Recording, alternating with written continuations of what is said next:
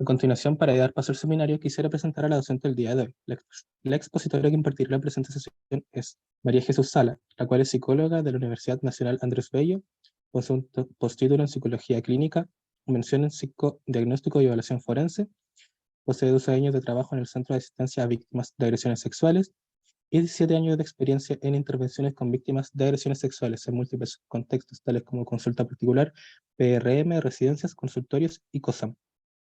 Nada más que agregar, le damos el paso a María Jesús para que inicie la exposición del día de hoy. Muchas gracias, Cristóbal. Bueno, buenas noches, espero que estén bien. Sé que tienen sus micrófonos ahí silenciados, así que no les voy a hacer preguntas. Vamos a empezar entonces con nuestra presentación de hoy día. Y bueno, como dice nuestro título, entonces vamos a hablar hoy día del proceso del psicodiagnóstico enmarcado en el contexto de la infancia, infantil, y vamos entonces a ver de qué se trata este proceso. ¿Qué es lo que vamos a entender entonces cuando hablamos del psicodiagnóstico, ¿no? El psicodiagnóstico es un proceso, como decíamos al principio, que en el fondo configura una situación donde hay roles que están definidos y que tiene de por medio un contrato, ¿no? En que una persona, que es el paciente, o en el caso de los niños, los padres o los tutores de este paciente, piden ayuda a otra persona, que en este caso somos nosotros, los psicólogos, y en esa petición de ayuda, en el fondo, a través de este contrato, se llega a una, entre comillas, aceptación, ¿no?, de este pedido, donde el psicólogo toma, en el fondo, esta sugerencia y se compromete a poder satisfacerla en la medida de las posibilidades que, según las herramientas que tengamos, vamos a poder ir respondiendo, ¿no? En este contexto del psicodiagnóstico enfatizamos la investigación de alguno de los aspectos en particular, según la sintomatología y las características de la derivación, si es que existe una derivación, o del motivo de consulta a través del cual los padres o los tutores nos están preguntando, ¿no? Entonces, en este proceso, donde hay esta pregunta que nosotros tenemos que tratar de responder en la medida de lo que podemos, hay distintos elementos o distintos aspectos que tenemos que abarcar para considerarlo, ¿no? Por una parte están elementos asociados a la historia pasada de este paciente, y también de su conjunto familiar, porque en tanto estamos hablando de niños pequeños, siempre por un grado de dependencia y por el grado de desarrollo en el fondo en el que se encuentran en ese momento, la familia o las personas adultas de su entorno siempre son muy significativas en términos de que no las podemos diferenciar totalmente, ¿no? Entonces, abarcamos los aspectos que tienen que ver con el pasado de este paciente y su entorno, con el presente, que son las circunstancias actuales, y posteriormente también pensamos un poco o exploramos un poco respecto de la percepción que pueda haber respecto del futuro, o podemos hacer también una proyección de algunos elementos de qué es lo que podría pasar con este paciente dadas las características que tiene en relación al futuro y cómo se podría ir desarrollando, ¿no? Entonces, para eso vamos a utilizar distintas metodologías y vamos a tener claro cuál es nuestro objetivo, que tiene que ver con la pregunta que se nos está planteando, ¿no? El objetivo del psicodiagnóstico, para comenzar, es que tenemos que tener claro de que es una situación que es relacional, o sea, que nos establecemos en un vínculo con un otro, ¿no? Con un otro que es el paciente, pero también con un otro que tiene que ver con su entorno, con su familia, con su colegio, con su ámbito social, etcétera. Y esta metodología o este proceso además tiene una duración que es acotada, ¿no? Tiene un tiempo limitado y por otra parte tiene un objetivo, que es, como decíamos, lograr una descripción y una comprensión lo más profunda y completa posible de la personalidad del paciente o de su grupo familiar y también de su grupo familiar, ¿no? En este proceso psicodiagnóstico, como estamos trabajando con niños y tiene que ver como con lo infantil, vamos a tener una, como podríamos decir, como un espectro más amplio de los consultantes, ¿no? En este caso vamos a tener por una parte a los padres o a los adultos responsables, que son quienes nos van a hacer la consulta, y por otra parte vamos a tener al niño, ¿no? Que es el eje central de nuestra evaluación, ¿no? En este proceso de psicodiagnóstico vamos a tener distintas fases, ¿no? Por una parte, y al principio, por supuesto, vamos a hacer un proceso que tiene que ver con el encuadre, que es lo que le vamos a decir a estos papás, pero también a este niño, respecto de cómo va a ser lo que vamos a llevar a cabo, ¿no? Entonces, dentro de las cosas que vamos a encuadrar, tanto con el niño como con los adultos responsables, tiene que ver por una parte la hora, el día y la frecuencia en la que nos vamos a encontrar y en la cual nos vamos a desarrollar las sesiones para poder llevar a cabo el psicodiagnóstico, y por otra parte también, si es que trabajamos de manera particular, vamos a fijar también los honorarios, ¿no?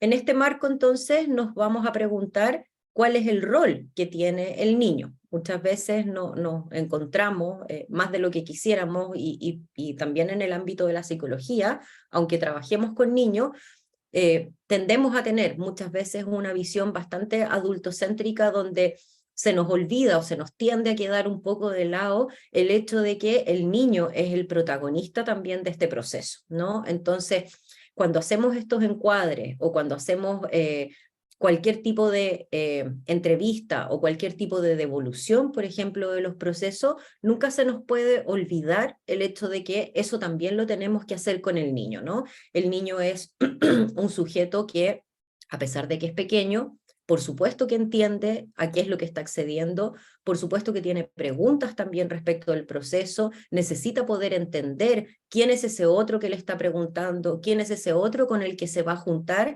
y nosotros tenemos nuestra labor también desde el rol de psicólogos de poder explicarle de una manera apropiada y que sea entendible para su etapa de desarrollo de qué se trata este proceso y qué es lo que vamos a hacer. Entonces, si bien hay cosas formales que son propias del mundo de los adultos, tenemos que traducir aspectos del proceso del psicodiagnóstico que sean necesarios también para poder explicarle y considerar a este niño dentro de este proceso, ¿no? Entonces, una vez que tenemos el encuadre, ¿no? Y nuestro paciente y los adultos responsables tienen claridad de qué se va a tratar este proceso, vamos a pasar a nuestra siguiente etapa, que es la entrevista inicial, ¿no? En esta entrevista inicial nos vamos a hacer distintas preguntas. Hay distintos autores que plantean también un proceso diverso, dependiendo de sus teorías o dependiendo también de cuáles son sus convicciones profesionales en términos de la temática. Pero nos vamos a preguntar si esta entrevista inicial la vamos a hacer solos con los niños, por ejemplo, vamos a hacerla solo con los adultos o vamos a hacer una entrevista que tenga que ver con los adultos y con los niños, ¿no? Ahí, dependiendo de las características de cada niño, dependiendo del rango etario también, a veces no nos estamos enfocando hoy en día en los adolescentes, pero en los adolescentes generalmente es mucho más importante para ellos ser considerados como el eje central de la situación.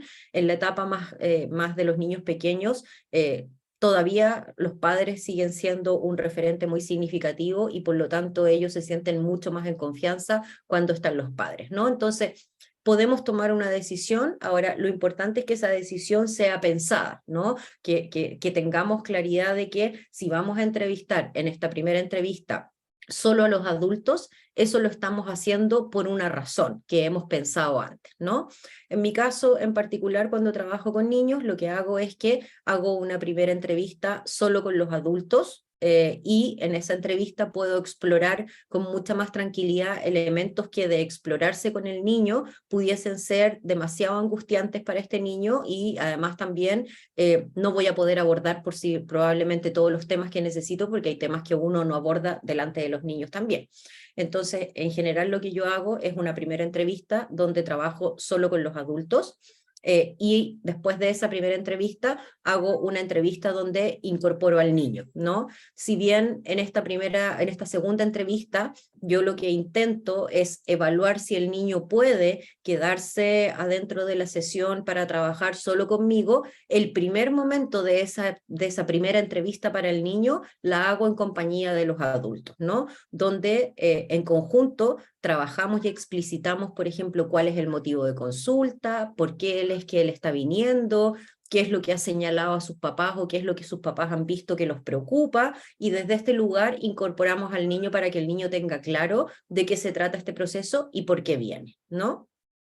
Dentro de los hitos fundamentales, en el fondo, del proceso del psicodiagnóstico, lo que hace es que nos permite, por una parte, por supuesto, conocer al paciente a una forma más profunda a través de justamente el proceso y las cosas que vayamos trabajando. Nos permite también que en esta etapa inicial, que es el psicodiagnóstico, podamos ir generando ciertas hipótesis respecto de cómo es este paciente, por qué le ocurren ciertas cosas, por qué sus padres funcionan así con él, etc. Además, nos va a ir dando luces este proceso para poder pensar desde ya, desde estas primeras entrevistas, cuáles podrían ser las pruebas que podríamos aplicarle a este paciente en esta batería, por ejemplo, de pruebas proyectivas, ¿no? O pruebas psicométricas, dependiendo de lo que queramos evaluar, pero como el psicodiagnóstico es un proceso que es mucho más amplio que la aplicación de pruebas, la aplicación de pruebas y la elección de batería está enmarcada en este proceso mayor, y uno de los aspectos que podemos ir dilucidando en estas entrevistas y en lo que vamos haciendo previo a esto es cuáles de estas pruebas podemos elegir para poder profundizar en los elementos que necesitamos como investigar, ¿no? Y por otra parte también nos va a permitir que todo este marco más amplio, que no solo son las baterías, sino que el psicodiagnóstico como completo, nos va a permitir interpretar los resultados que la batería, por ejemplo, que vayamos a aplicar, nos arroje, ¿no? Entonces, el marco de todo lo que ocurre afuera de esta batería es justamente lo que nos va a permitir o nos va a insumar a poder interpretar los resultados de esta batería de una manera mucho más precisa. ¿Qué elementos vamos a abordar en estas entrevistas iniciales, ¿no? O en esta entrevista inicial? Por una parte, vamos a estar atentos, nuestra actitud va a ser una actitud que obviamente va a estar atenta a lo que tanto los adultos como los niños vayan trayendo, y vamos a tomar en consideración varios de los elementos que podemos ir observando y escuchando, ¿no? Entonces, dentro de esta entrevista inicial vamos a poner atención a, por ejemplo, las cosas que nos muestra el paciente, ¿no? El lenguaje corporal que el paciente utiliza, la vestimenta que utiliza para el contexto de la evaluación, los gestos que este paciente tiene, las formas de moverse, el semblante que trae, y todo eso lo vamos a ir registrando. Por otra parte, vamos a ver o vamos a fijarnos en lo que el paciente propiamente verbaliza, ¿no? ¿Qué cosa verbaliza y en qué momento? ¿Cuándo lo verbaliza? ¿No? El tono al momento del hablar, vamos a ver la claridad o la confusión que pueda tener al momento de darle curso a este lenguaje. Vamos a ver los términos que utiliza, términos de si son términos más rebuscados, si son precisos, si son imprecisos, si usa sinónimos, por ejemplo. Vamos a fijarnos también en el contenido, ¿no? De qué prefiere hablar y cuáles temas son los que evita, o abiertamente cuáles son los temas frente a los cuales muestra que tiene algunos bloqueos, ¿no? ¿En qué tiempos verbales el paciente habla? ¿Utiliza el tiempo verbal del pasado, del presente o del futuro? Y eso nos va a ir dando luces en la medida en que el paciente evita, por ejemplo, hablar de tiempos pasados o no utiliza tiempos verbales del pasado. Vamos a hipotetizar que probablemente hay una experiencia en el pasado de ese paciente a la cual este paciente no quiere acceder, ¿no? Si el paciente evita hablar del futuro, vamos a pensar que de repente ese futuro puede ser que se le convierta en algo muy amenazante y por lo tanto es algo que no puede abordar, ¿no? Y, por supuesto, como algo muy importante, es qué es lo que nuestro paciente refiere como su motivo de consulta, ¿no? Muchas veces tenemos a adultos que refieren ciertas preocupaciones, refieren ciertos motivos de consulta que los describen como bastante completos, con bastantes argumentos, y a veces nos encontramos con que los niños, por otra parte, presentan un motivo de consulta totalmente distinto o a veces levemente distinto, pero con otros matices. Entonces, aquí es importante también rescatar cuál es el motivo de consulta para nuestro paciente, que nos va a dar cuenta, por supuesto, de cuál es su conflicto actual, qué es lo que le genera una urgencia a ese paciente pequeño respecto de, en el marco de este proceso y de el motivo de consulta de sus padres, ¿no? Vamos a ver también en este proceso la coherencia o la discrepancia que existe entre lo que el paciente nos va narrando y todo el comportamiento o el lenguaje no verbal que el paciente va expresando, ¿no? Tenemos que acordarnos siempre de que en muchas ocasiones el contenido no verbal devela, por supuesto, todo aquello que el paciente no puede decir a nivel verbal, ¿no? Entonces vamos a ir registrando estas cosas. Muchas veces se contraponen incluso, entonces ahí uno puede tener en el fondo a través del lenguaje no verbal, uno accede a un nivel o a una profundidad que el paciente no tiene consciente, pero por lo tanto nos va a estar comunicando de una manera mucho más genuina, incluso en su lenguaje no verbal, algunas cosas. Y por lo tanto también entonces lo vamos a considerar como algo tremendamente relevante en el proceso de este psicodiagnóstico. Cuando pensamos en la planificación de la batería, en el fondo qué test vamos a poder aplicar a este chico, vamos a pensar entonces dentro de la gama de los tests que manejemos, cuáles de ellos vamos a utilizar, ¿no? También vamos a pensar en qué secuencia sería la secuencia apropiada para ese paciente en particular aplicarlas, y vamos a ver también en cuánto tiempo vamos a hacer este proceso de esta aplicación de batería, ¿no? Aquí, ¿por qué vamos a ir pensando esto? Porque si bien uno puede tener una idea medianamente estándar de cómo podemos aplicar ciertas pruebas, por supuesto que los procesos siempre tienen que tener la flexibilidad respecto de considerar cuáles son las características y el momento o la sintomatología que el paciente trae. Entonces, si tenemos a un paciente que necesita o que tiene una dificultad respecto de algún área muy profunda o con sintomatología muy aguda, por ejemplo, en torno a una situación puntual, eso puede hacer que nosotros tomemos la decisión de empezar de otra manera con este paciente puntual, a pesar de que en la mayoría de los otros casos podemos empezar de la manera en que nosotros lo tenemos consignado, ¿no?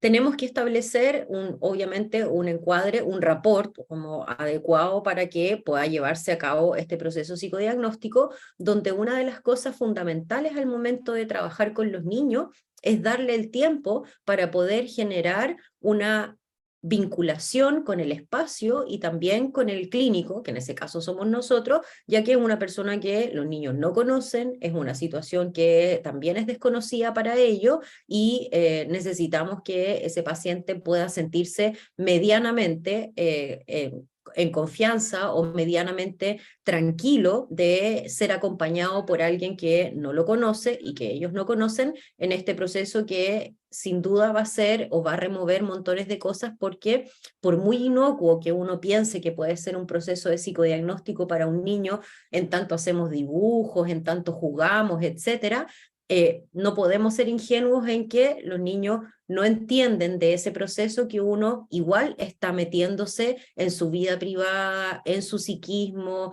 y eso es una situación que resulta muy amenazante, ¿no? Entonces tenemos que considerar de que necesitamos darle un tiempo, un espacio y un mínimo de vinculación con este espacio y con quien va a trabajar con ellos, ¿no?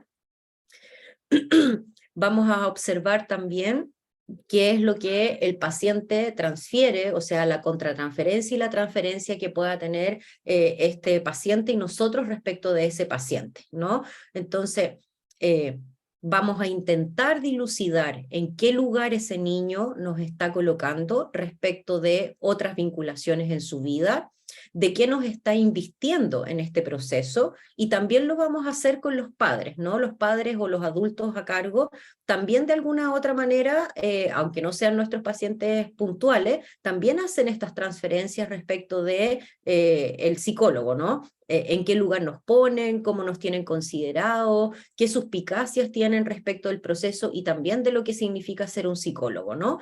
Y nos vamos a fijar en qué es lo que nos pasa a nosotros respecto de tanto los padres como el paciente, que tiene que ver con la contratransferencia y que, como sabemos, es una forma de comunicación muy primitiva, pero que sin lugar a dudas nos entrega muchos elementos que son tremendamente significativos al momento de trabajar con un otro, ¿no? Vamos entonces, como decíamos hace un rato, ver el motivo de consulta manifiesto, que es aquello que el paciente nos expresa como su problemática, como el por qué estoy aquí. También el motivo de consulta manifiesto que plantean los adultos a cargo de este niño, pero también vamos a darle un espacio a, entre comillas, una sospecha de que pudiese haber un motivo de consulta más latente, ¿no? Debajo de todo esto, que lo vamos a poder ver, por ejemplo, en el caso de los niños, a través del dibujo libre, o también a través de las entrevistas vamos a ir pudiendo ver ciertas recurrencias que, si bien los padres o los niños no las traen de una manera clara y concreta, pero sí aparecen recurrentemente y uno tiene que empezar a ver que pudiese ser que ahí haya un motivo de consulta un poco más latente que el motivo manifiesto, ¿no? En la entrevista que hacemos con los padres o con los adultos responsables, vamos a preocuparnos de pensar qué vínculo une a estos adultos entre sí, ¿no? ¿Cuál es el tipo de vinculación que ellos establecen y cuáles son los puntos en común que hacen que esta relación se sostenga, ¿no? Vamos a ver cómo además estos adultos incorporan al hijo en esta dinámica o en este vínculo, ¿no? O sea, de qué manera este niño es incorporado en esta vinculación de los padres. ¿Cómo es el vínculo de cada uno de estos adultos con el niño o con el hijo si es que son los padres, ¿no? Entonces, además de ver la vinculación que existe entre estos adultos, vamos a ver por separado cómo cada uno de estos adultos se relaciona con su hijo y qué tipo de vínculo establece con este hijo o con este niño. Cómo es también, por otra parte, al revés de la primera situación, el vínculo o la percepción que tiene el niño respecto de su vinculación con los padres, ¿no? Que no es lo mismo cómo los adultos se relacionan con este niño, en este caso tiene que ver con cómo este niño se relaciona con estos padres. ¿Cómo es el vínculo de cada uno de ellos por separado, además, con el niño?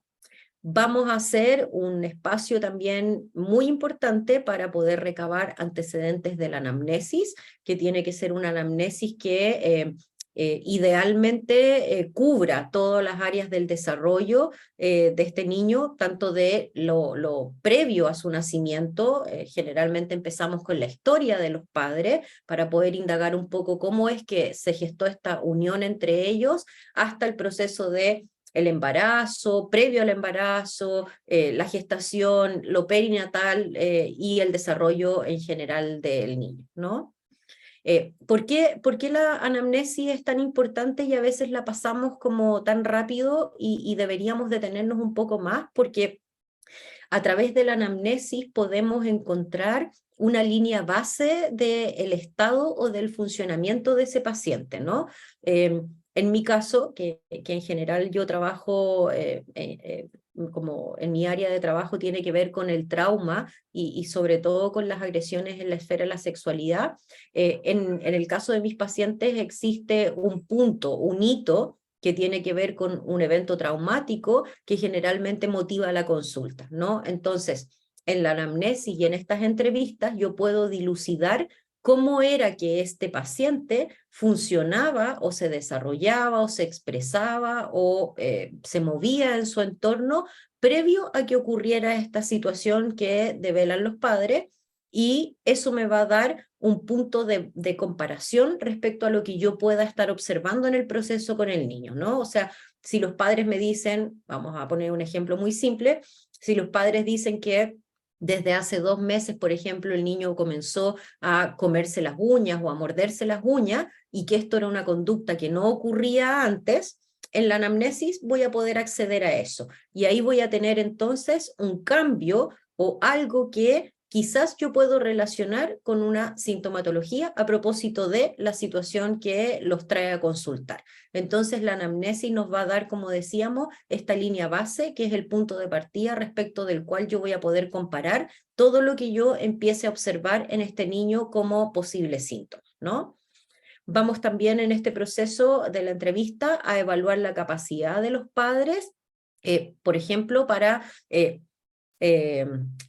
cómo reaccionan a lo que uno le va diciendo, si van tomando o van cuestionando, si les parece que es algo posible, si se les generan ciertas hipótesis o ciertas suspicacias, si pueden incorporar algo de lo que uno les va dando o devolviendo, porque eso nos va a permitir pensar en que si después tenemos que trabajar con estos adultos, nos va a dar luces del pronóstico de cómo se va a ir desarrollando ese proceso de psicoterapia, ¿no? Si tenemos padres que son muy rechazantes, que no acogen nada, que no reciben nada, que lo que uno les dice no les hace sentido, que a pesar de que uno les diga una hipótesis de lo que está pasando, ellos tienen otra hipótesis que no es concordante con la que tenemos nosotros y no flexibilizan, vamos a entender que nuestro proceso probablemente más adelante va a ser difícil y vamos a encontrarnos con padres que tengan ciertas rigideces o que les cueste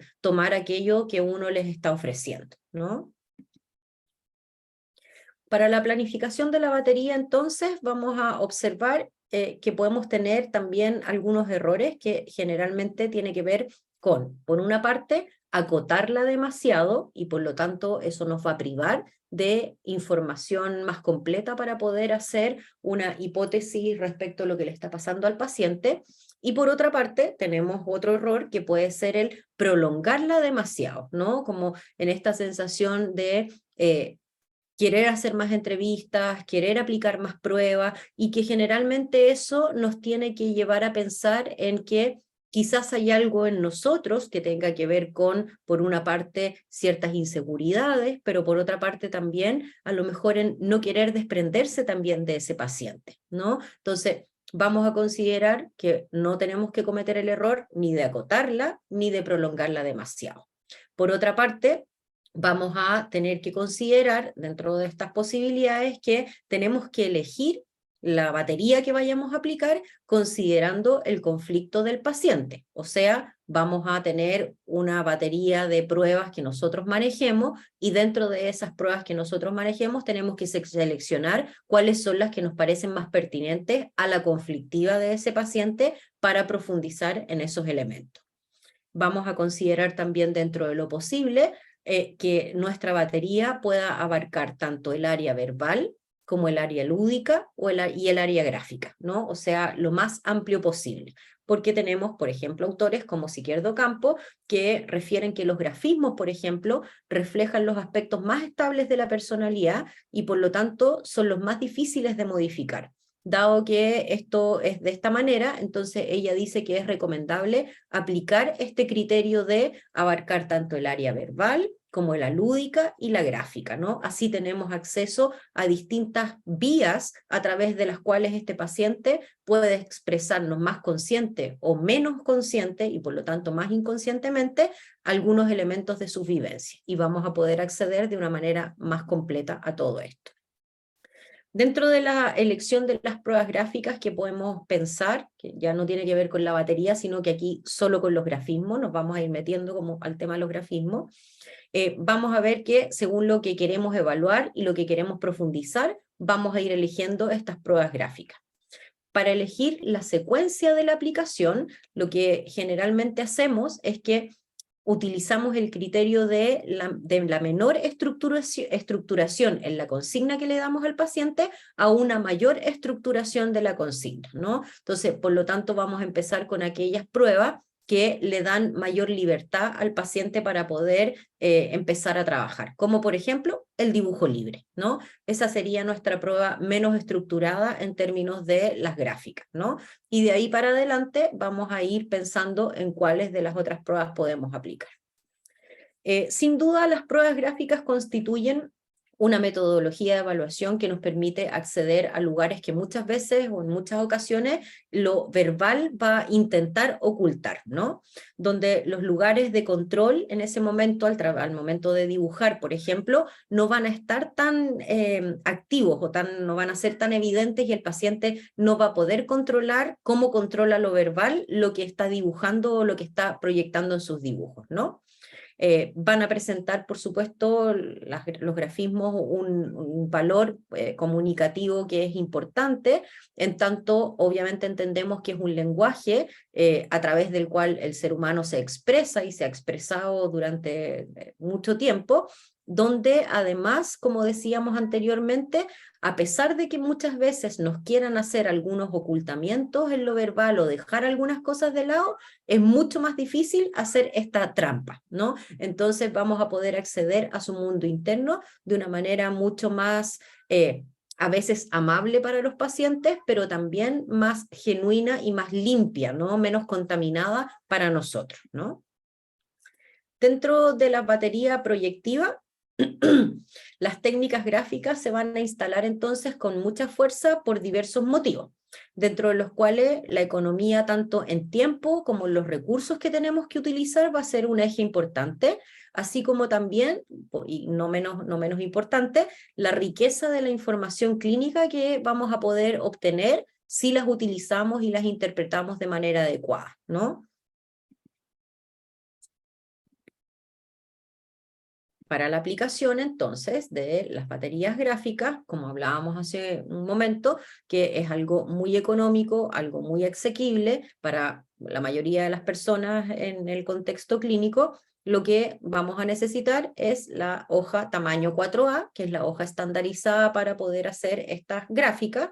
Vamos a necesitar el lápiz grafito, la goma de borrar, los lápices de colores si es que eventualmente quisiéramos hacer una aplicación cromática de la prueba, y por supuesto lo más importante es que vamos a necesitar un marco teórico de referencia para la comprensión y la adecuada interpretación. Respecto de ese marco teórico, es el marco teórico que a cada uno de nosotros nos haga sentido. No tiene que ser un solo marco teórico para trabajar con las pruebas gráficas, sino que desde las diversas teorías hay, o podemos encontrar un montón de literatura, un montón de conocimientos, de investigaciones, etcétera, que nos va a permitir echarle manos al momento de poder armar o pensar a nuestro paciente. Entonces no es que tengamos que tener un modelo teórico único, sino que desde el modelo teórico del cual nosotros nos situamos para pensar a nuestro paciente o para pensar nuestra clínica, es desde el mismo lugar de donde vamos a hacer la interpretación también de nuestras pruebas, ¿no? Los principales test gráficos que podemos utilizar y que además están validados y estandarizados en nuestro país, lo menciono porque yo que trabajo en el área de delitos sexuales, es muy importante poder echarle mano a pruebas que estén debidamente aprobadas en nuestro país. Tenemos, por ejemplo, el test del dibujo libre, tenemos el test de la casa, el árbol y la persona, que es el HTP, tenemos el test de la figura humana y sus variantes. Dentro de esas variantes, el test de la persona bajo la lluvia también está estandarizada y es una variante de la figura humana. Y tenemos también los test de la familia y también sus variantes, dentro de las cuales, por lo menos en mi ejercicio clínico, la mayor prueba que yo utilizo en términos de las familias tiene que ver con la familia cinética actual, ¿no? Ustedes, por supuesto, pueden elegir las que más les vayan acomodando, con las cuales se vayan sintiendo más cómodos, pero también en función de qué es lo que ese paciente necesita que nosotros exploremos. Vamos a ver un poquitito ahí de cada una de estas pruebas para poder tener algunas nociones en el fondo de qué significan y para qué sirven cada una, ¿no? Por una parte, el test del dibujo libre, como hablábamos hace un momento, es una súper buena prueba para darle un punto de partida a nuestro proceso de psicodiagnóstico en términos de la aplicación de batería, ¿no? Nuestro proceso de psicodiagnóstico empezó antes, con las entrevistas, la anamnesis. Muchas veces accedemos, por ejemplo, a informes de profesionales anteriores, a informes de colegio, a entrevistas con los colegios, etcétera, ¿no? Pero para la batería de pruebas gráficas, el test del dibujo libre es un muy buen punto de partida, ¿no? Este test nos va a permitir explorar tanto el motivo de consulta latente de nuestro paciente, así como también la fantasía que pueda tener este paciente respecto de cómo se puede resolver este conflicto, ¿no? Entonces nos va a hablar de su motivo de consulta más inconsciente, lo que de verdad a él le preocupa, y cómo él piensa o fantasea que se puede resolver, ¿no?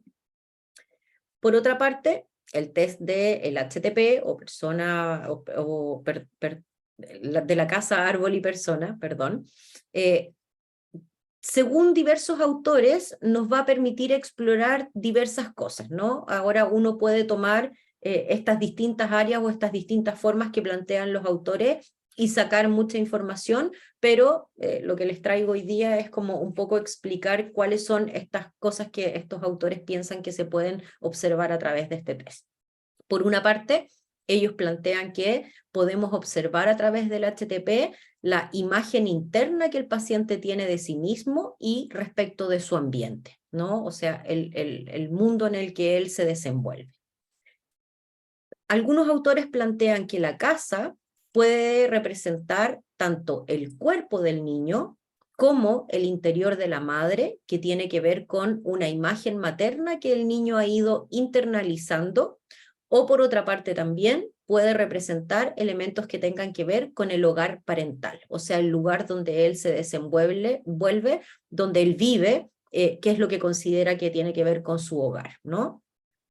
Por otra parte, el árbol, según algunos autores, nos va a dar cuenta de aspectos más inconscientes del sí mismo, en tanto el árbol no se parece mucho a una persona, el niño va a poder desplegar a través de este elemento, que no es tan parecido al ser humano, elementos que son más inconscientes, por lo tanto vamos a observar aquellos elementos de los cuales él no podría o quizás le costaría dar cuenta de una manera verbal, por ejemplo, que muchas veces nos pasa que a nivel verbal o a nivel de lo que ocurre en la figura humana, el niño dice una cosa, ya que la figura humana tiene que ver con la imagen de sí mismo o el ideal del sí mismo, y vamos a tener el acceso a que cuando nos habla del árbol nos puede estar hablando de otros elementos del su sí mismo que no son los ideales, sino que tiene que ver con elementos más profundos de sí, ¿no? Y por otra parte también hay algunos autores que dicen que el árbol también nos podría estar dando cuenta de la percepción que tiene el niño respecto de la figura de autoridad, que muchas veces coincide con la imagen paterna y por lo tanto con una función paterna que el niño ha ido internalizando a lo largo de su desarrollo. La persona, por otra parte, en tanto es claramente lo más parecido a lo que puede ser el niño, nos va a dar cuenta de los elementos asociados a la autoimagen, que está más cercana a la conciencia, y la relación que este niño pueda tener con este medio ambiente en el cual este niño se desenvuelve. El test de la persona bajo la lluvia, sabemos que es una variante de la figura humana. En este caso nos va a entregar información de la percepción que tiene el niño de sí mismo, o la persona que tiene de sí misma, que representa en el fondo cómo yo me veo frente a una situación que implica un estresor en el ambiente, ¿no? O sea, cómo me percibo o cómo me siento, cómo me desenvuelvo, qué es lo que hago frente a una situación que es un conflicto que está ocurriendo en mi vida actualmente, ¿no? Entonces la lluvia va a dar el contexto que tiene que ver con la adversidad o con este conflicto, ¿no? Y cómo el paciente se grafica o se dibuja, nos va a dar luces de cómo es que este paciente se siente frente a esta situación. Por otro lado, el test de la familia, que ya les dije que en general yo aplico el familia kinética, en general este test resulta extremadamente útil al momento de evaluar la percepción que presenta el niño en relación, por supuesto, a su entorno familiar. Nos va a hablar de la percepción de sí mismo en relación a su grupo familiar, ¿no? Qué lugar ocupa, cómo se siente respecto de los miembros de su familia. Nos va a hablar también de la percepción que el niño tiene de cada uno de los miembros de esta familia. Nos va a hablar de las vinculaciones, la percepción que tiene el niño de las vinculaciones que se dan dentro de esta familia y la percepción que este niño pueda tener respecto de los roles que cada uno de estos miembros de la familia tiene, tanto en la sociedad como en la familia misma, ¿no? Y por supuesto que el niño por supuesto va a echar mano también a su mundo de fantasía, hablándonos también de cuáles son estas en relación al entorno en el cual se desenvuelve, ¿no?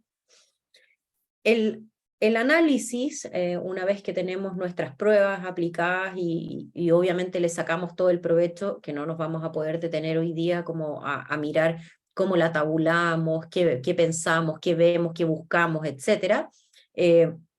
Pero una vez que tengamos nuestras pruebas con los interrogatorios y con todo lo necesario para poder interpretarla, vamos a hacer este análisis que es el análisis posterior, ¿no?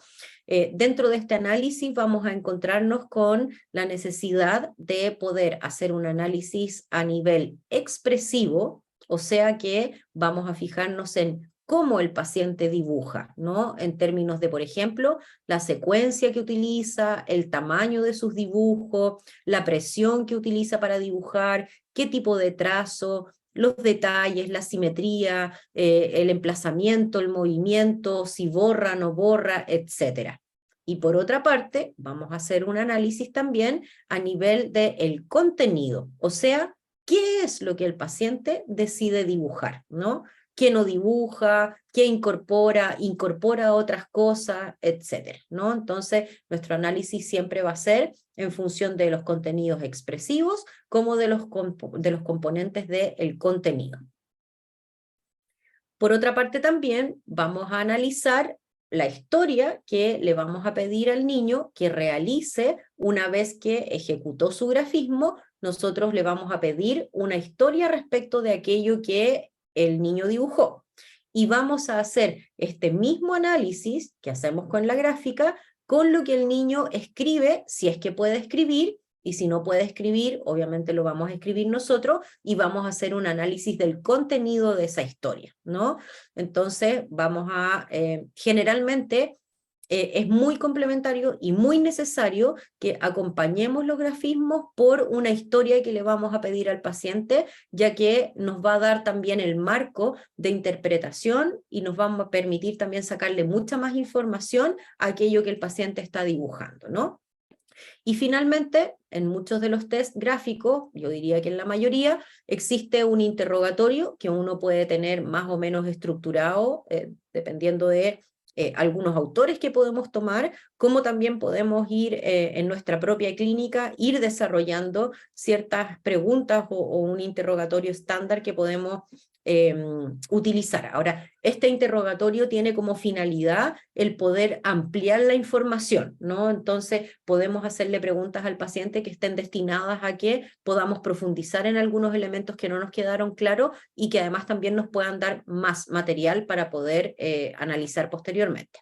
Entonces, vamos a hacer el análisis del interrogatorio correspondiente a cada prueba, el cual obviamente es atingente a lo que necesitamos profundizar simbólicamente en torno al contenido de esa prueba, ¿no?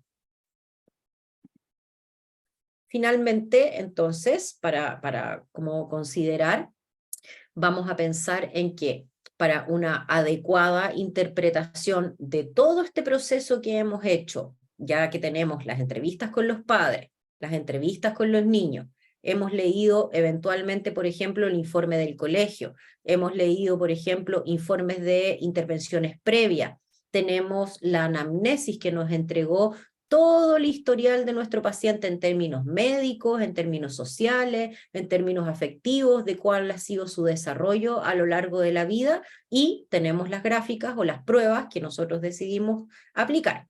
En este caso nos detuvimos solamente en las gráficas, pero también podemos tener, por ejemplo, un Rorschach, podemos tener algún test de inteligencia, podemos, o sea, una gama tremendamente amplia encontramos hoy en día de distintas pruebas que podemos ir viendo, y vamos a hacer un cruce de todos estos elementos para poder generar una hipótesis respecto de aquello que le pueda estar pasando al paciente. Ahora, no vamos a enmarcarnos en una sola hipótesis, siempre vamos a tener diversas hipótesis porque si nos enmarcamos o nos embarcamos en solo una hipótesis, vamos a cometer el error que muchas veces nos ocurre, más allá de las experiencias o los años que tengamos en este trabajo, que vamos a ir a tratar de confirmar esa hipótesis que es la única que tenemos, ¿no?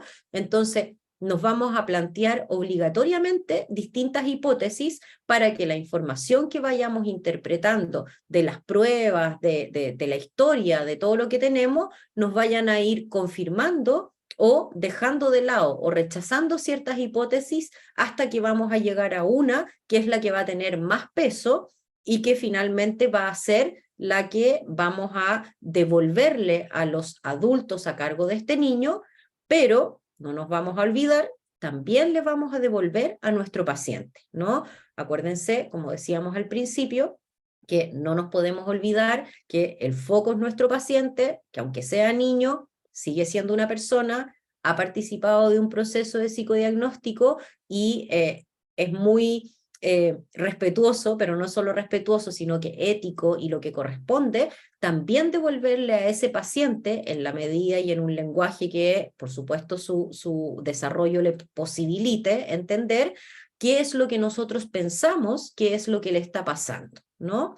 Entonces, esta hipótesis se va a ir desprendiendo, como decíamos, a lo largo de todo este proceso psicodiagnóstico que llevamos a cabo y va a ser el punto de partida, pero también el punto final de este proceso, pero el punto de partida, si es que eventualmente necesitamos desarrollar un proceso de psicoterapia, por ejemplo, con ese niño. Entonces, que nos tomemos el tiempo para poder desarrollar un proceso de psicodiagnóstico apropiado, que sea amplio, que sea respetuoso, por supuesto, de las características del niño, que sea enmarcado en una teoría, que sea profesional, etcétera, va sin duda a facilitarnos la intervención posterior porque nos va a situar en un marco mucho más claro de qué es lo que le está pasando a este paciente y sobre eso vamos a poder generar objetivos de trabajo para poder ir trabajando, valga la redundancia,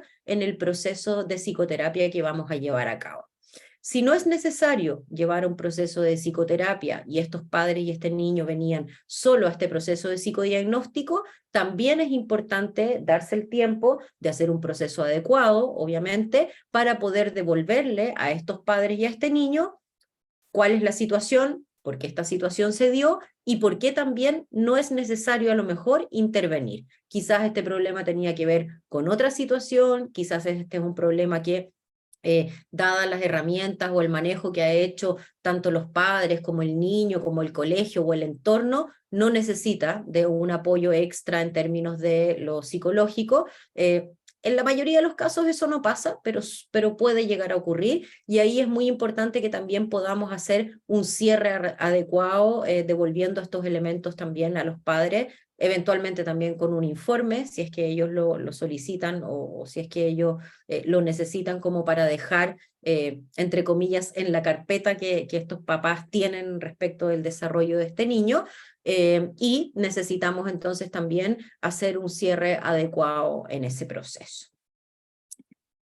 Al final, entonces, de poder realizar entonces este trabajo que nos va a permitir tener estas respuestas que al principio nos planteamos, más claras y más completas, como lo dijimos hace un rato y quiero insistir un poco en esto, es fundamental que podamos tener un marco teórico explicativo, ¿no?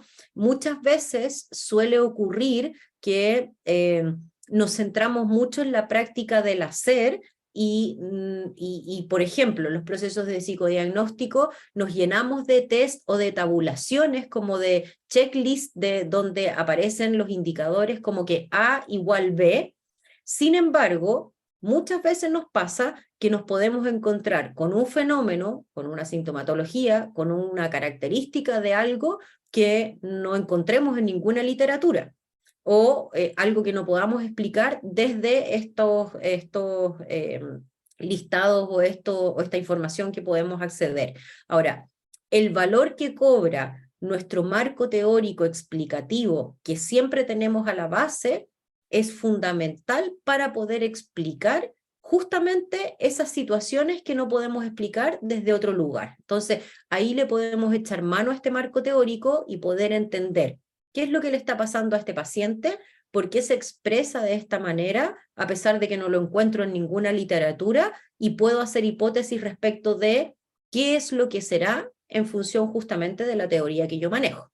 Entonces, de esta manera, la impresión clínica que nosotros podamos tener y por lo tanto el informe o la devolución de los resultados que le podamos hacer tanto a los padres como al niño va a ser de una utilidad tremenda y va a tener una mayor profundidad o una profundidad necesaria para que finalmente podamos responder a esta pregunta que traen los padres, a esta pregunta que también trae el niño y que finalmente a lo largo del proceso en el fondo se va a traducir en que vamos a poder ayudar a ese niño de una mejor manera, ¿no?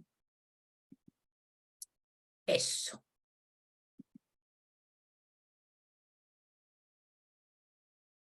Ya, Cristóbal, veamos si tenemos alguna pregunta, dudas. Hicimos un barrido muy superficial, pero... Sí, Vanessa le di la opción. Gracias, muchas gracias, Cristóbal. Vanessa, ¿cómo estás? Bien, bien, gracias. Mira, Qué tengo 3 preguntas que quiero en el fondo abordar respecto del proceso psicodiagnóstico. La primera tiene que ver qué pasa si los adultos tienen alguna patología dual no diagnosticada que nosotros clínicamente podamos verla en este proceso. ¿Qué pasa en el proceso de psicodiagnóstico en caso de necesidades especiales, en particular el autismo? ¿Cómo nosotros abordamos el proceso psicodiagnóstico con un niño con TEA? Y finalmente, ¿qué pasa? ¿Cómo le hacemos la devolución a los adultos cuando hay un nivel cognitivo súper bajo, precario, y en el fondo es esa la dificultad o la barrera que podemos evidenciar más allá que una resistencia interna en el adulto?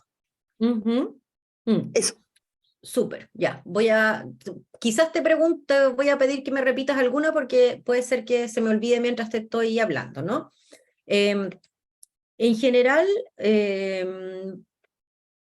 cuando tenemos padres que no tienen que ver, no tienen dificultades como por patología o porque hayan otros elementos, no sé, a mí me toca, por ejemplo, muchas veces, como a propósito en lo que yo trabajo, padres que no dan credibilidad, padres que tienden a minimizar lo que el niño relata o lo que uno dice.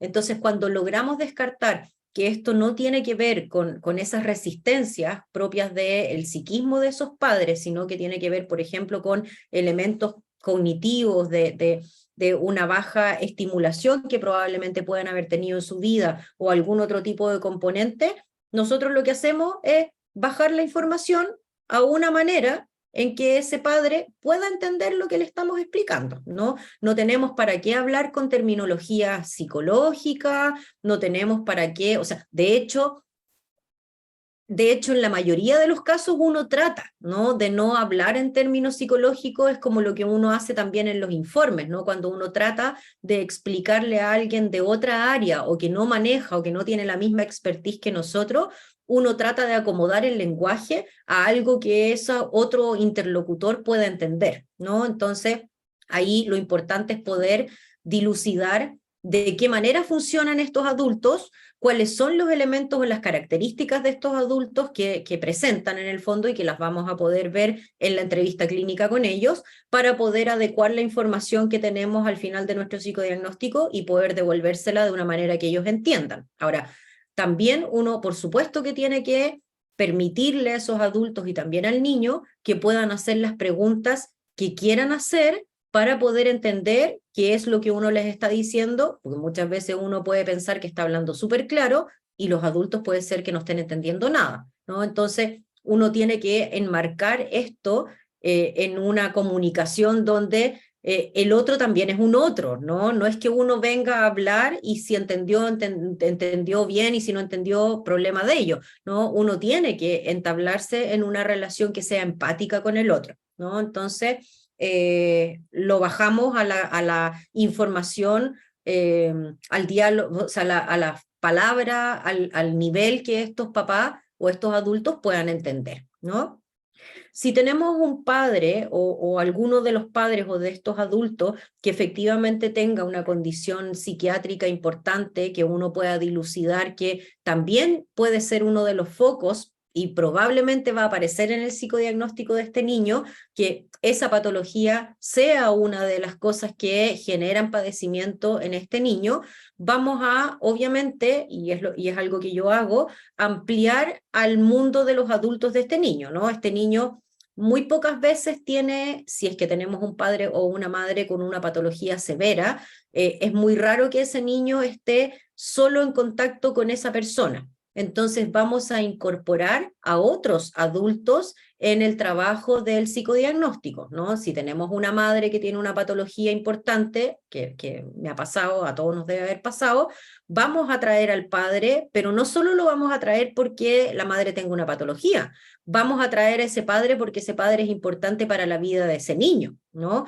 Vamos a traer a la abuela, vamos a traer a una hermana, siempre hay algún adulto, entre comillas, competente, que pueda trabajar y que pueda apoyar el proceso de esa madre. Lo pusimos en la madre ahora, como pobre las madres, siempre, pero bueno, vamos a apoyar a esa madre en este proceso, ¿no? Entonces lo vamos a hacer acompañado de otros adultos que la puedan apoyar. No la vamos a excluir, salvo que sea una patología o algo que implique un daño para el niño, por supuesto, pero si no implica un daño abiertamente, vamos a incorporar a esta madre y la vamos a apoyar para poder utilizar las características positivas que ella pueda tener, porque también puede desarrollar montones de cosas, ¿no? Eventualmente también vamos a hacer una derivación, si es que esta persona no está en atención y la necesita, para poder efectivamente ayudar a este niño de una manera mucho más global, ¿no?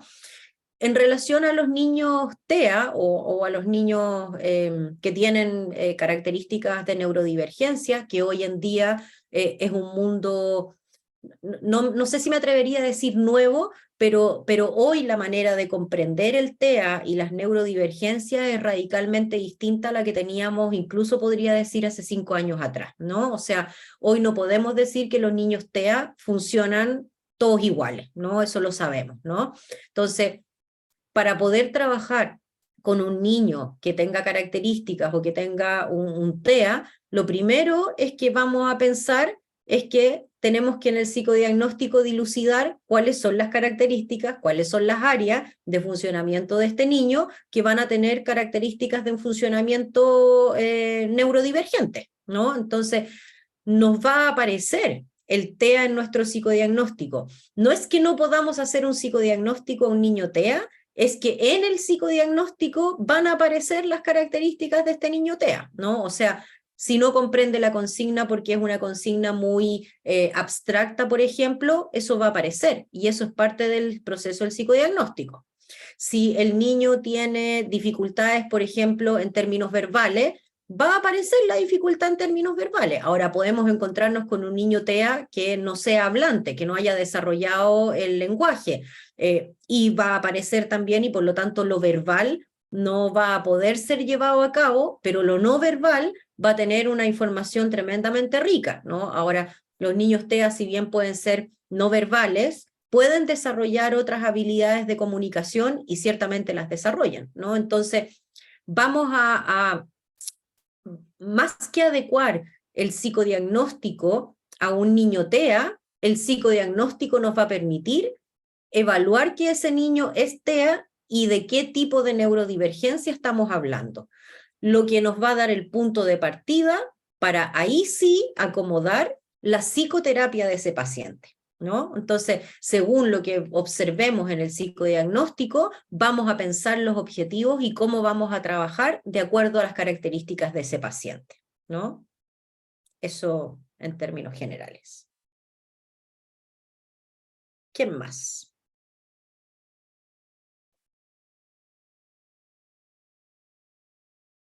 Le dé el micrófono a Rodrigo. Rodrigo. Buenas Ya, noches. Hola María. Hola, Rodrigo. Primero que nada, muchas gracias por la clase. Me hizo como abrir un poquito la mente en cuanto al tema de, digamos, de test, porque a nosotros no nos pasaron muchos test psicológicos sobre todo este tema gráfico en nuestra formación. De hecho, Ujú, de ahí comprendí que, bueno, a raíz de lo mismo, uno pensaba que, por ejemplo, al momento de analizar los rasgos dentro de estos test gráficos, analizaba y ponía como todos los rasgos, o se consideraban todos. Ahora como que me vengo a fijar que solo se deben considerar los rasgos, digamos, necesarios para poder responder la pregunta que trae, digamos, el consultante y más el niño en este caso. Eso es ujú, lo, como que ahí se me aclaró harto. Bien, le mm, quería hacer una consulta. Hablar en un momento sobre el análisis eh, del interrogatorio de cada prueba y mencionó ujú. que hay varios autores que dan como, digamos, una lista de preguntas como para poder hacer digamos, en este caso al evaluado. ¿Qué autores me Ujú. podría recomendar o qué autores podrían ser por dichas pruebas de esta misma que Mm, mencionó? es una buena pregunta. Yo soy pésima para los nombres de los autores. Mm, Pero, a ver, no, no los tengo a mano. No, no, no podría mm, decirte ahora en este momento, pero sí me puedo comprometer correcto. a que podamos mandarle. ¿Es Ya. posible que podamos hacer eso, aunque sea un seminario, de mandarles después ¿cómo se llama? Algunos cuestionarios de algunas cosas, ¿no?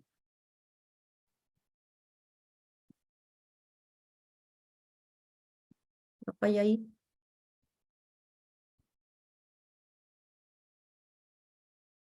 Ya, yo me comprometo a que yo lo voy a mandar y yo me imagino que sí pueden hacérselos llegar, ¿ya? Pero Mm, me comprometo a que sí puedo mandarle algunos cuestionarios que son los cuestionarios estándar, tanto mm, para, claro. por ejemplo, el HTP, para el persona bajo la lluvia, para figura humana, y podemos ahí dicen enviarán por correo, yo creo que sí, yo creo que les pueden mandar por correo, así que yo me Mm, comprometo a eso, ¿ya? ya. Perfecto, muchas gracias. De nada. ¿Quién más?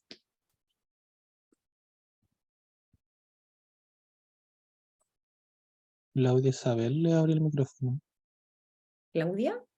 Ya. Sí, hola Claudia. María Jesús, mi pregunta Hola, es súper puntual. Hola, en el caso de pacientes donde se haya detectado abuso sexual, ¿qué test psicométrico crees que el más adecuado para aplicar, para evaluar esa situación? Me refiero al impacto que haya tenido esa situación traumática en el niño. Ujú, súper. Eh, Nunca frente a ninguna temática uno tiene que aplicar un solo test psicométrico y basar la hipótesis o los resultados en un solo test, ¿no? O sea, siempre tiene que ser en base a un proceso de psicodiagnóstico, no, como que existe esta idea, ¿no? Como de que una prueba puede ser como la prueba que tengo que aplicar y que a esta prueba le voy a sacar todo el provecho, entonces yo creo que aquí, si algo de lo que les puedo transmitir hoy en día es que el psicodiagnóstico es un proceso mucho más amplio y muchas veces mucho más largo de lo que uno quisiera, ¿no? Como que a veces uno piensa que es como ya una sesión psicodiagnóstico, 2 sesiones psicodiagnóstico, y no es así, ¿no? Entonces, para poder tener un buen proceso psicodiagnóstico, aquí lo que uno hace es un cruce de variables a lo largo de un proceso que, como ya dijimos, es mucho más amplio que la aplicación de pruebas, ¿no? Porque la aplicación de pruebas sin entrevistas tampoco te va a dar información que sea suficientemente ética para poder sacar la información que necesitamos. Ahora, considerando eso, que es lo más importante, en general yo lo que hago, mi batería como básica, estándar, que por supuesto que no la aplico rígidamente a cada paciente, tiene que ver con lo que cada paciente necesite. En general lo que yo hago es aplico dibujo libre, HTP, persona bajo la lluvia, familia cinética, CAT, hora de juego diagnóstica o hora de juego libre, y a veces incorporo el test de Margarita, ¿no? Como esa es mi batería básica para poder evaluar situaciones de abuso sexual. todas están debidamente validadas, así que eso. No sé si respondo tu pregunta, pero...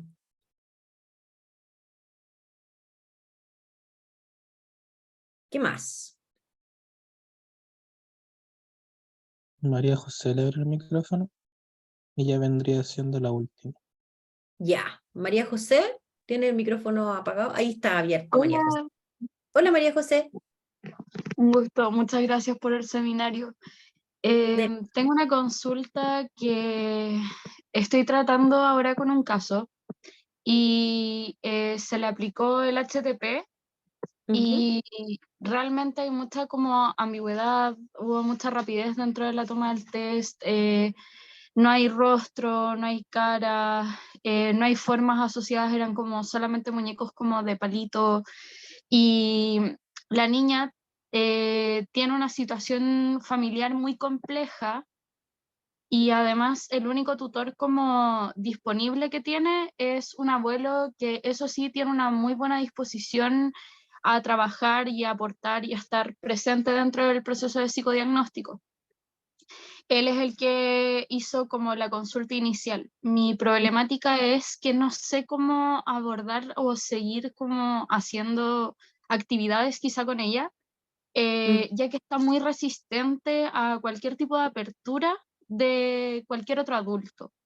ujú, Entonces, quería saber qué tipo de acercamiento más amigable yo podría tener con ella ujú, en el proceso de hacer una evaluación como psicológica o seguir aplicando pruebas que también tuvieran un acercamiento más, no hay por así decirlo, o ujú, más contenedor en ese espacio. ujú, mm. Además es en un CEFAM, entonces es un ambiente bastante sombrío para un niño. Mm. Sí, sí, bueno, esto es lo con lo que nos vemos enfrentados como todos los que trabajamos en servicio público, sabemos cómo funciona y lamentablemente sí, uno trata de que sea lo más amable, uno trata de tener los recursos, pero la realidad también como en todo se impone, ¿no?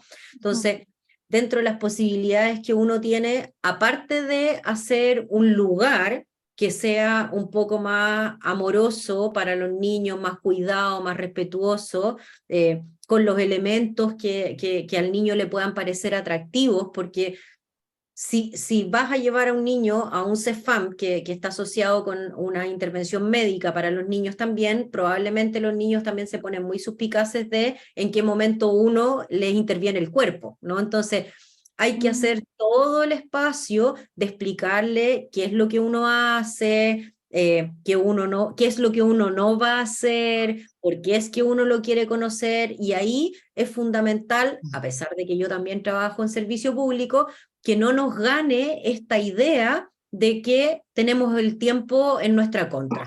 Entonces, ujú, si no nos tomamos el tiempo de hacer un buen vínculo con ese niño, el proceso de psicodiagnóstico no va a tener ningún resultado, ¿no? Entonces, muchas veces es necesario igual hacer un duelo propio como profesional de tomarse más sesiones, tomarse más tiempo, es feo lo que voy a decir, pero pelearse un poquitito con la jefatura, porque si no vas a perder el tiempo igual, ¿no? Entonces, hay que hacer un vínculo con ese niño, si ese niño está muy suspicaz, hay que tomarse el tiempo para, ¿no? Hay distintas, no puedo darte tips como puntuales porque tendríamos que hacer una supervisión del caso, pero uno ujú. puede tener montones de estrategias, ¿no? En general, el tema del juego en los niños es muy importante. Entonces, si no te responde bien a una gráfica, yo me dedicaría a una hora de juego libre, ¿no? A poder jugar, a que se Ya. distienda en el fondo, que se vincule contigo, reírse, que baje la angustia y después a lo mejor probar con las gráficas. Quizás ese grafismo también está muy interferido por otros elementos, quizás es una niña o un niño que tenga elementos cognitivos que están interfiriendo, etcétera. O sea, puede ser por montones de cosas, ¿no? Entonces, yo intentaría en general con el juego, intentaría componerle mucho más al vínculo, aunque apliques menos pruebas al final, pero las pruebas que vas a aplicar ciertamente te van a dar más información que seguir intentando sin vincularte con este niño o esta niña que está leyendo de ese ambiente, según lo que te escucho, como mucha hostilidad, ¿no? Entonces, Ujú. como que bajarle un poco como la presión, bajarle como la gravedad al proceso psicodiagnóstico y dedícate a jugar. En el juego aparecen montones de elementos, ¿no? Lleva cosas que sean atractivas para esa niña, quizás esa niña también es muy deprivada, no sé, hay algunos niños con los que uno incluso... no lo quiero decir como una norma porque no quiero que se malentienda, pero hay niños con los cuales uno incluso incorpora cosas de comida, ¿no? Como alguna lechecita en caja, alguna cosa, y eso hace que la disposición al vínculo con el otro también sea mucho más posible. No quiero decir con esto que incorporen la comida en los psicodiagnósticos, ¿no? Ujú. Pero hay que pensar en el fondo como en las variables de ese paciente, ¿no? Entonces, yo dejaría de como insistir en que tengo que aplicar esto, y es como que deja, ponte a jugar y contáctate con esa paciente que va a ser la única forma en que pueda vincularse contigo. Y quizás para esa paciente las gráficas no son la vía. Ya tienes una Ujú. gráfica, puede ser que pruebes otra gráfica, pero puede ser que de repente el CAT te dé más información si es que es buena para armar historia, puede ser que el juego te entregue toda la información y que todo tu psicodiagnóstico más bien tenga que ver con evaluar en el juego, ¿no? Muchas veces pasa eso con los pacientes y uno tiene que hacer un buen proceso de evaluación en términos de hora de juego libre o de hora de juego de diagnóstica, ¿no? Como, yo creo que el juego es el vehículo principal ahí.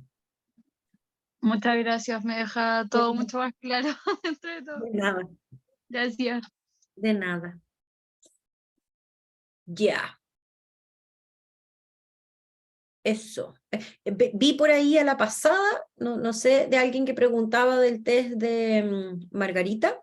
El test de Margarita es una adaptación del test de Roberto y Rosita, que se hizo especialmente para evaluar abuso sexual y que tiene que ver con evaluar la presencia de las dinámicas traumatogénicas de Finkelhor. Entonces se evalúa la presencia o ausencia de las dinámicas traumatogénicas y está validado, hay estudios de posgrado, de magíster que lo validan y todo, así que lo pueden buscar y lo pueden usar libremente para evaluar, complementar ahí evaluación de sospecha de abuso. Eso. Ya. Bien. Y primero que nada, disculpas a todos los que no alcanzaron, pero es más que nada por cuestiones de tiempo. Así que por eso tratamos de abarcar lo máximo de preguntas posible. También queremos agradecer la participación de cada uno de ustedes en el presente seminario, como también agradecer a María Jesús Salas por la excelente exposición que ha dictado el día de hoy.